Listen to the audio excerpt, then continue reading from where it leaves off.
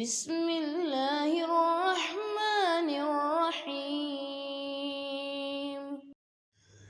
تبارك الذي بيده الملك وهو على كل شيء قدير، الذي خلق الموت والحياة ليبلوكم أيكم أحسن عملا، وهو العزيز الغفور، الذي خلق 7 سماوات طباقا، ما ترى في خلق الرحمن من تفاوت، فارجع البصر هل ترى من فطور، ثم ارجع البصر كرتين ينقلب إليك البصر خاسئا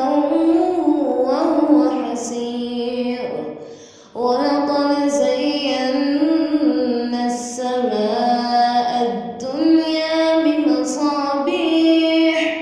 بمصابيح جعلناها رجوما للشياطين وأعتدنا لهم عذاب السعير.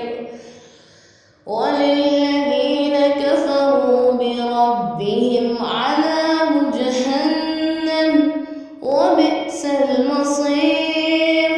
إذا ألقوا فيها سمعوا لها شهيقا وهي تفور، تكاد تميز من الغيظ، كلما ألقي فيها فوج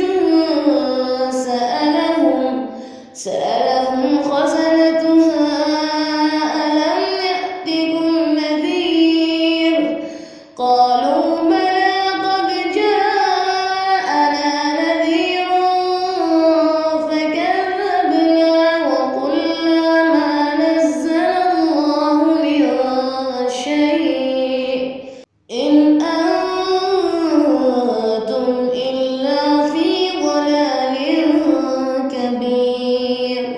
وقالوا لو كنا نسمع أو نعقل ما كنا في أصحاب السعير، فاعترفوا بذنبهم فسحقا لأصحاب السعير.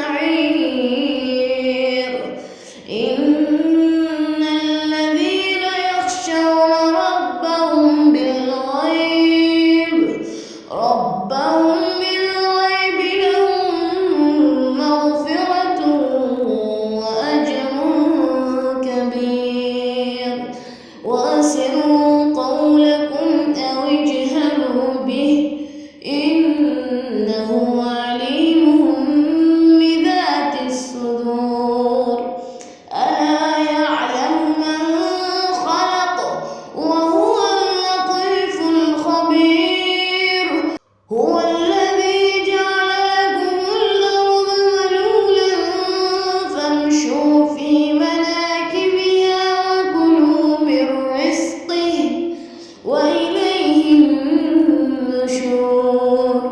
أأمنتم من في السماء أن يخسف بكم الأرض فإذا هي تمور، أم أمنتم من في السماء أن يرسل عليكم حاصبا